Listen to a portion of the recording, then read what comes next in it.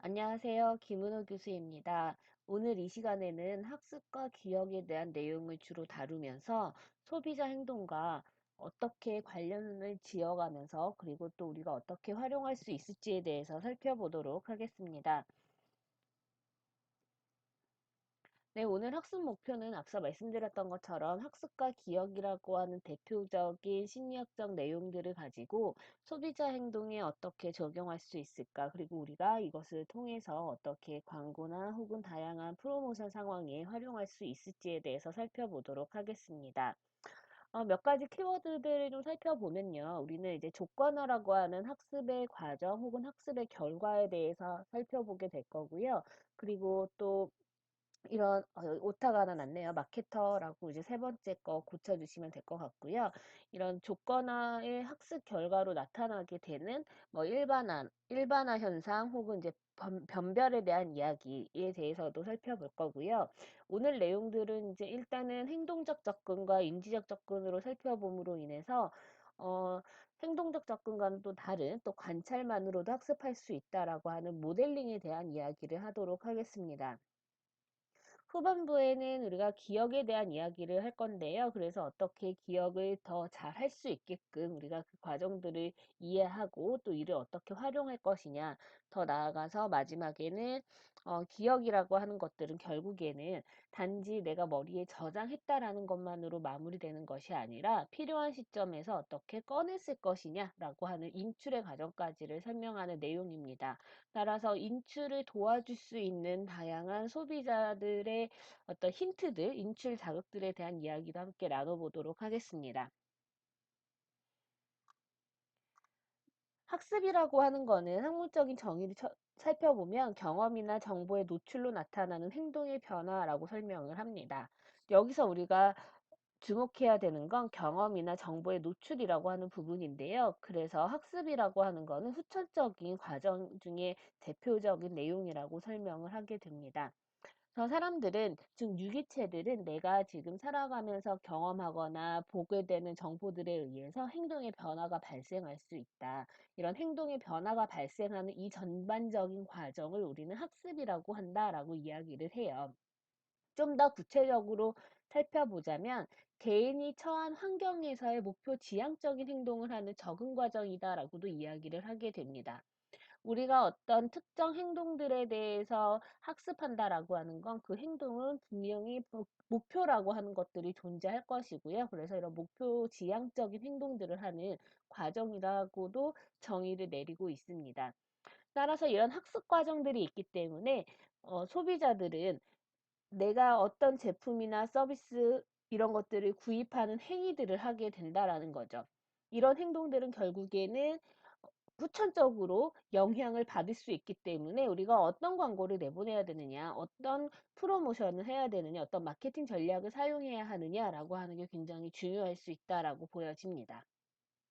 앞서 설명드렸던 것처럼 학습이라고 하는 건 행동적인 접근과 인지적인 접근 두 가지로 설명을 하게 되는데 행동적 접근은 크게 고전적 조건화, 클래시컬 컨디셔닝 혹은 파블로프식 컨디셔닝이라고도 설명하는 고전적 조건화와 오퍼레이셔널 컨디셔닝이라고 하는 조작적 혹은 도구적 조건화의 두 가지 큰 과정으로 나누어서 설명을 할 수가 있습니다.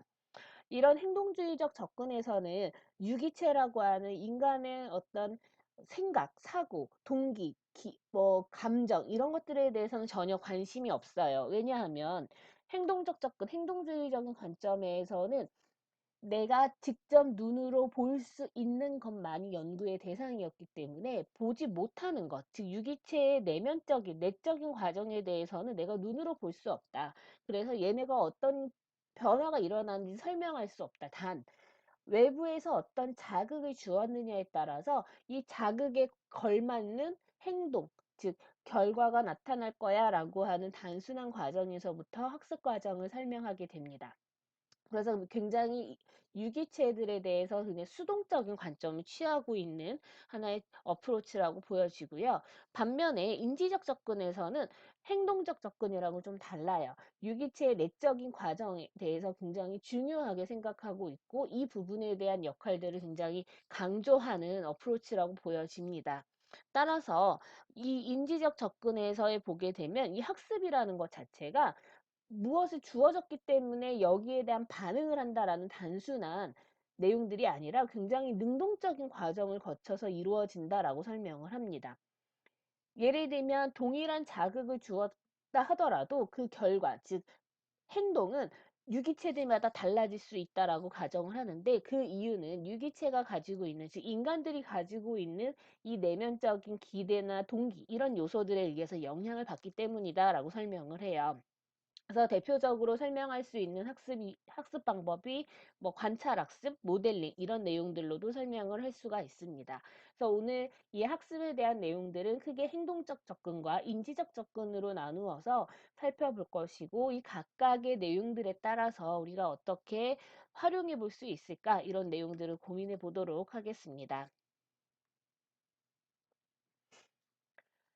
네, 행동주의적 접근으로 보자면 지금 이 그림이 굉장히 잘 보여주고 있는 것 같아요. 보면 앞서 이야기했던 이 컨슈머라고 하는 유기체에 대해서는 알 수 없다라는 거예요. 왜? 눈에 보이지 않으니까. 다만 우리가 강조하는 건 외부에서 어떤 자극을 주어지게 되면 결국에는 여기에 걸맞는 리스폰스가 나오게 될 거다라고 하는 이 단순한 과정 자체를 굉장히 중요한 목표로 보고 있고요. 그래서 우리는 외부 자극이라고 하는 부분들이 굉장히 중요하고, 이 자극에 대해서 어떤 반응이 나올지를 명확히 예측할 수 있다라는 관점에서 살펴볼 수 있습니다. 두 가지의 조건화 방식으로 행동주의적 접근에서는 학습을 설명하게 되는데, 대표적으로 첫 번째 클래시컬 컨디셔닝이라고 하는 고전적 조건화 혹은 파블로프식 조건화에 대해서 설명을 할 수 있습니다. 여러분들이 대부분 많이 들어봤던 이야기일 겁니다. 파블로프의 개 실험에서 보게 되면 개가 고기가 없는데도 어떤 특정 자극을 보더니 혹은 소리를 듣더니 침을 흘리게 되더라라고 하는 이야기는 들어보셨을 겁니다. 이 과정이 이제 고전적 조건화의 학습의 과정이라고 설명을 하는데요. 크게 세 가지 단계로 설명을 할 수가 있습니다. 1단계에서는 무조건 자극과 무조건 반응에 대한 이야기를 하게 됩니다. 개가 침을 흘리는 이유는 고기 덩어리를 받기 때문이다라고 설명을 해요. 즉, 고기를 보여주게 되면 개는 자연스럽게 내가 뭔가를 통제하지 않더라도 침을 흘리게 되는 무조건 반응이 나타난다라고 설명을 합니다. 이때 고기를 준다, 음식이라고 하는 건 무조건 자극이에요. 그리고 침을 흘린다는 건 무조건 반응이라고 이야기를 합니다.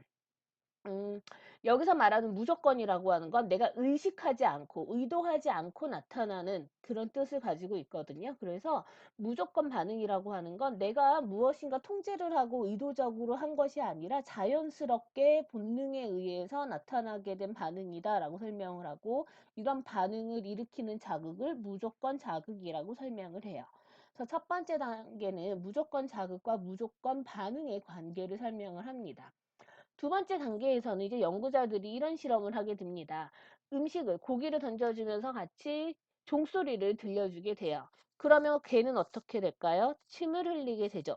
왜 침을 흘릴까요? 고기가 있었으니까. 자, 이때 우리는 종소리라고 하는 새로운 자극은 중립자극이라고 설명을 합니다. 왜 중립자극이냐면, 사실 종소리 하나만 두고 보면 개는 이 종소리를 들었다고 해서 어떤 변화가 나타나지 않는다라는 거죠. 그래서 개에게 아무런 반응도 일으키지 않는 자극, 그거를 중립자극이라고 이야기를 하고, 이런 중립자극이 무조건 자극과 같이 제시되게 되면서 세 번째 단계, 종소리는 특정한 반응을 일으키는 자극이 되게 된다라고 설명을 해요. 두 번째 단계에서 우리는 음식과 종소리가 계속 반복적으로 제시되게 되면 연합이라는 게 일어나게 됩니다.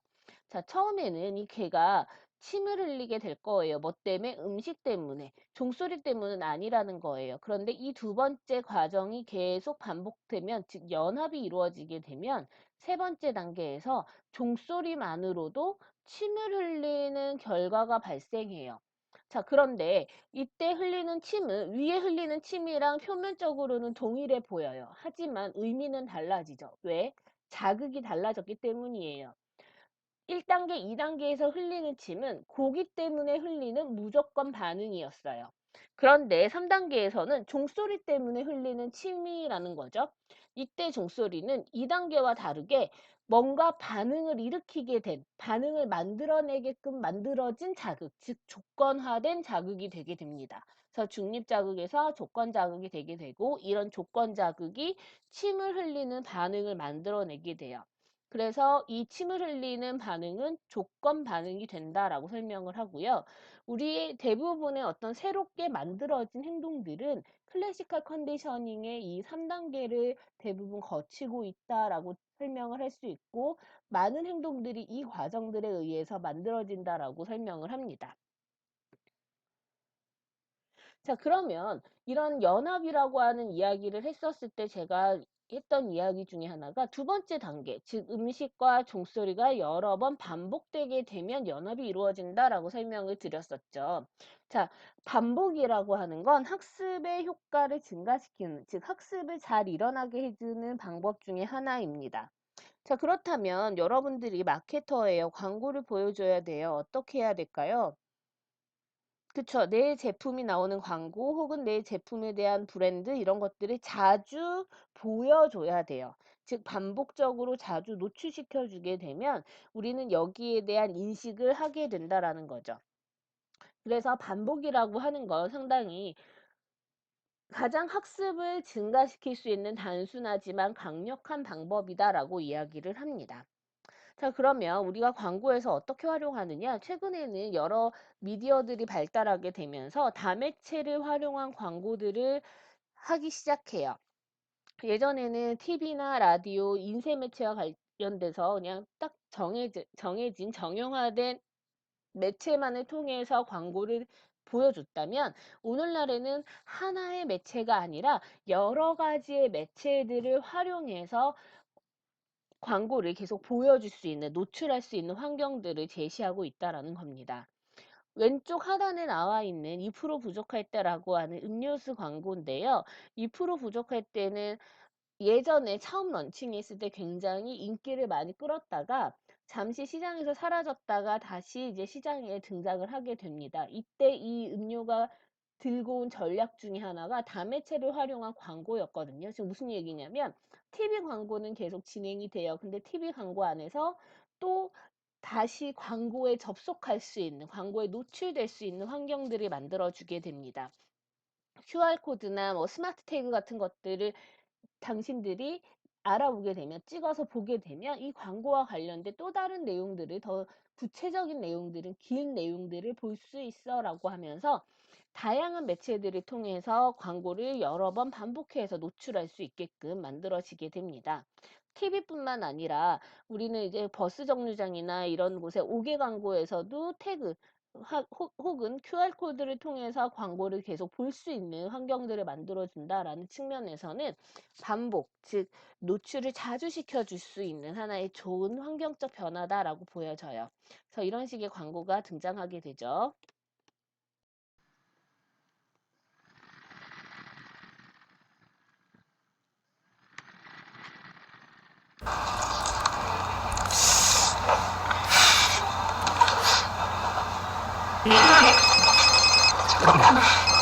여보세요? 내가 꼭 필요하다는 얘기지? 카톡해. 알았지? 야, 카톡해. 어디가? 야!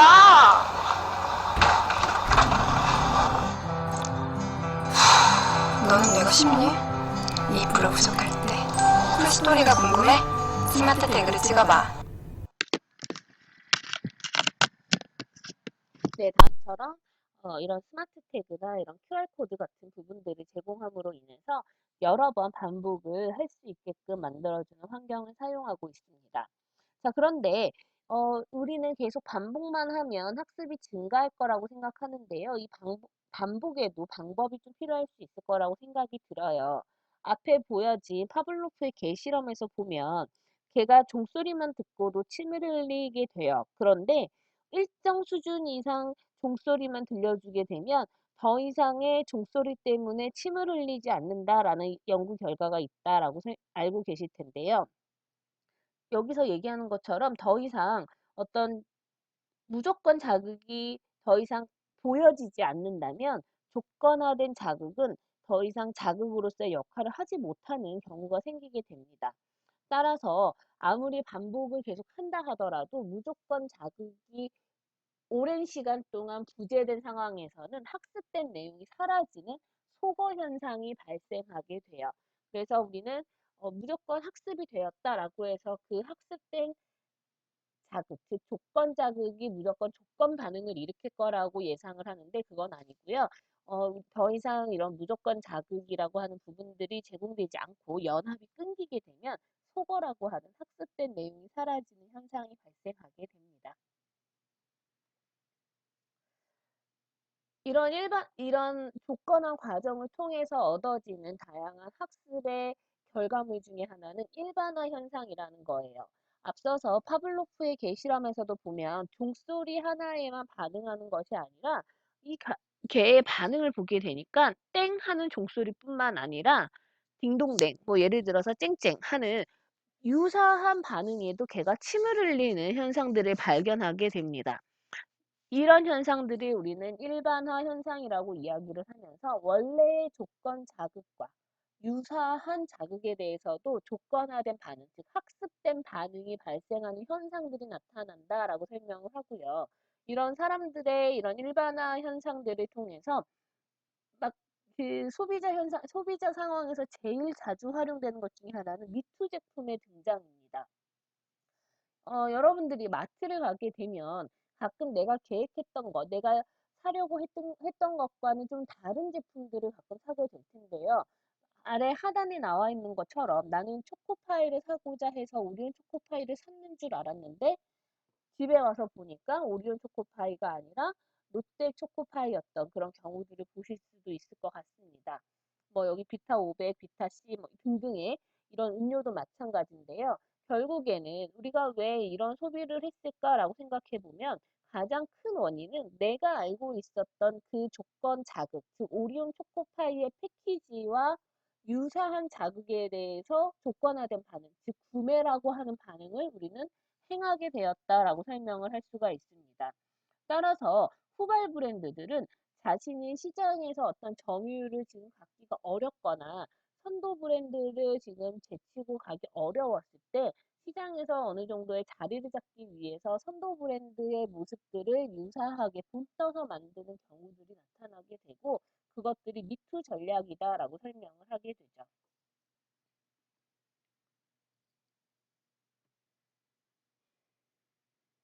자, 그런데 선도 브랜드들은 분명 이걸 알고 있어요. 소비자들은 오리온 초코파이를 사려고 왔었는데 이것과 유사한 롯데 초코파이를 사가더라라는 걸 알게 됩니다.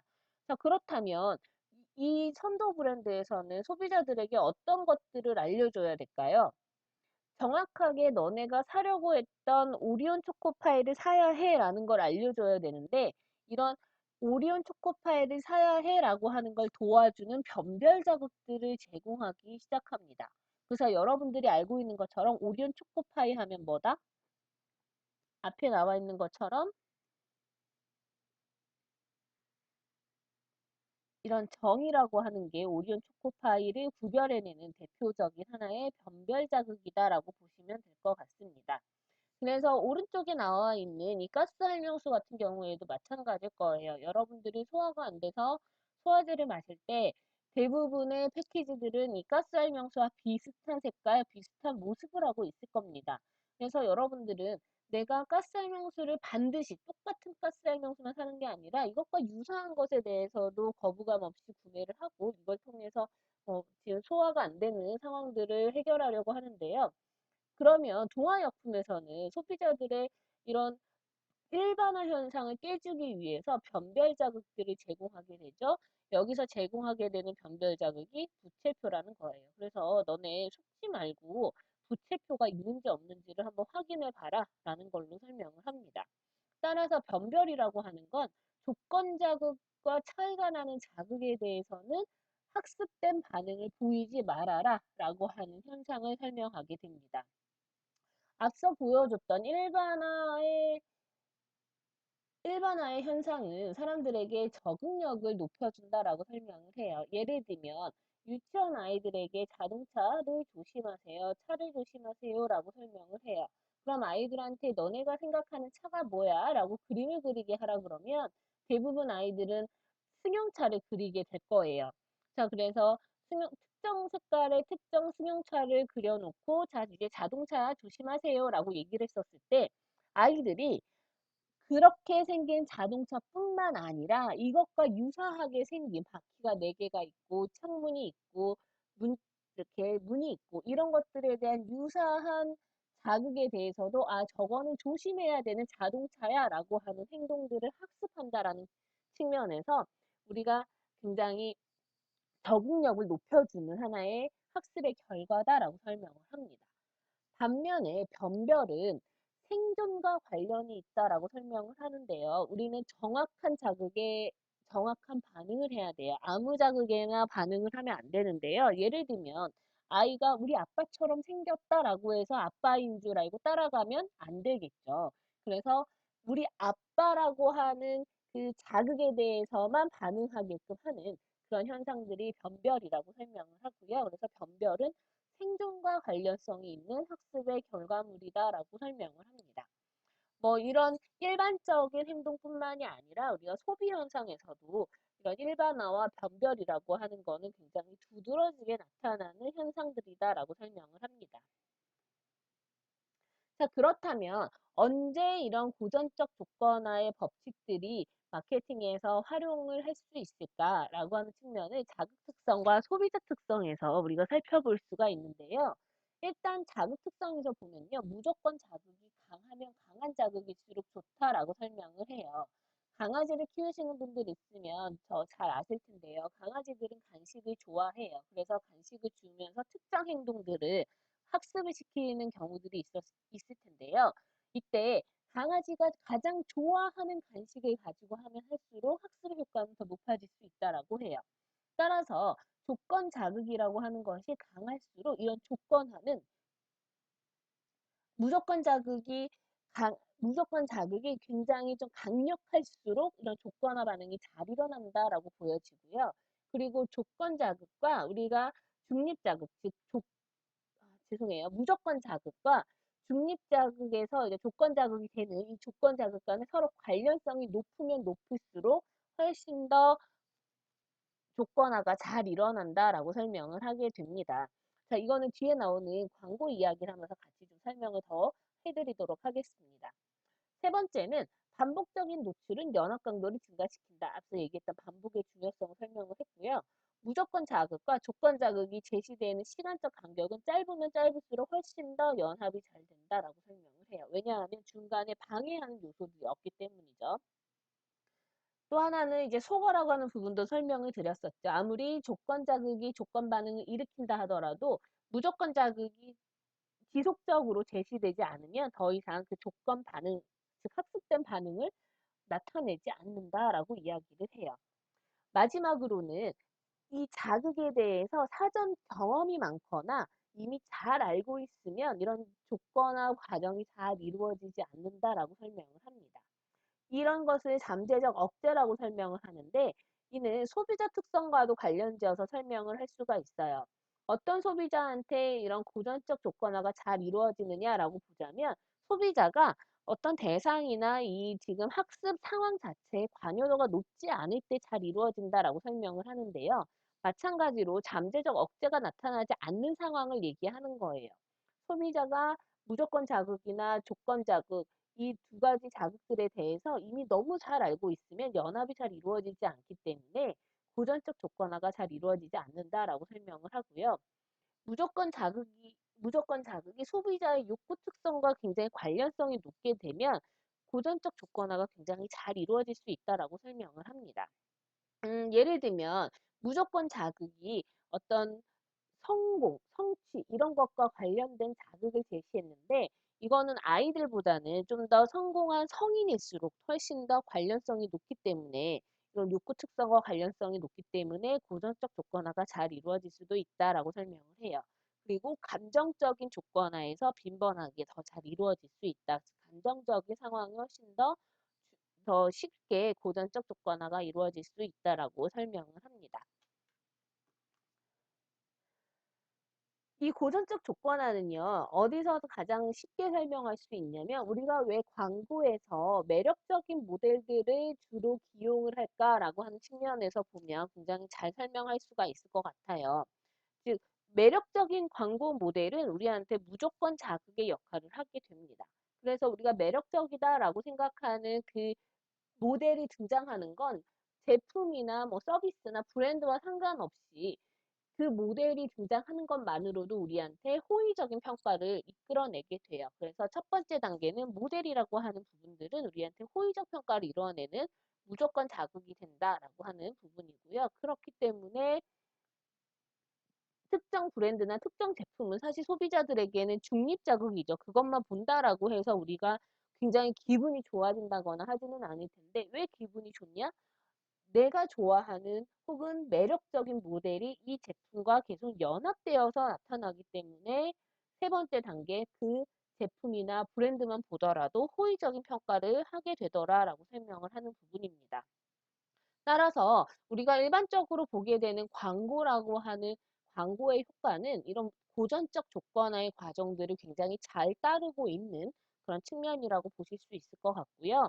제가 앞서서 설명했던 것처럼 무조건 자극과 조건 자극들 간의 관계성이 좀 더 강하면 강할수록 고전적 조건화가 잘 이루어진다라고 설명을 했어요. 송중기가 지금 베스킨라빈스의 모델을 했었을 때 굉장히 송중기의 이미지와 좀 더 유사한 뭐 아이스크림의 달콤함이나 이런 부분들과 관련성이 높다라고 보여지기 때문에 좋은 광고 모델의 역할을 했을 수도 있다라고 설명이 듭니다. 만약에 송중기가 무조, 무조건 자극이 될 것이고요. 중립 자극 혹은 조건 자극으로서 해충제 이런 것과 이런 제품들에 대해서 광고를 한다? 분명 연합은 이루어질 겁니다. 하지만 송중기와 관련성이 굉장히 낮은 자극이기 때문에 연합되는데 좀 어려움이 있을 수 있다라는 측면으로 여러분들이 이해를 하시면 앞서서 자극 특성에서 무조건 자극과 조건 자극 간의 관련성이 높을수록 조건화가 잘 이루어진다라는 부분들이 충분히 이해가 되리라고 생각이 됩니다. 자, 다음 광고 한번 보실게요.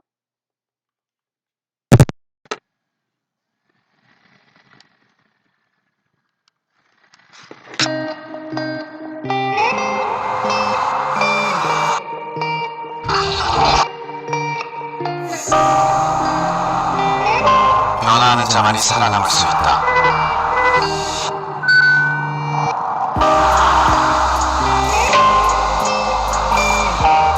이것이 변하지 않는 세상의 진리다. 부드러운 혁명, 소프트 카리스마, 2017 K7 탄생.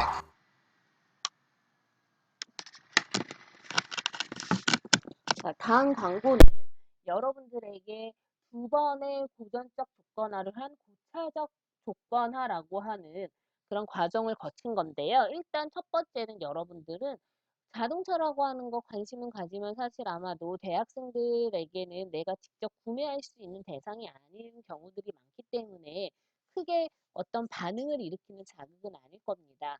그럼에도 불구하고 지금 K9, K7이라고 하는 이 자동차가 너무 멋있어 보이는 이유 중에 하나는 공유가 등장했기 때문일 수도 있어요. 그래서 멋진 혹은 매력적인 모델이 특정 브랜드 혹은 특정 제품과 계속 연합되어 나타나면서 나중에는 이 자동차만 보고도 여러분들은 호의적인 평가를 할 가능성이 높아집니다. 자, 그런데 이거에 앞서서 이미 여러분들은 이 광고가 등장하자마자 이미 호의적인 평가를 하게 됩니다. 왜 그랬을까요?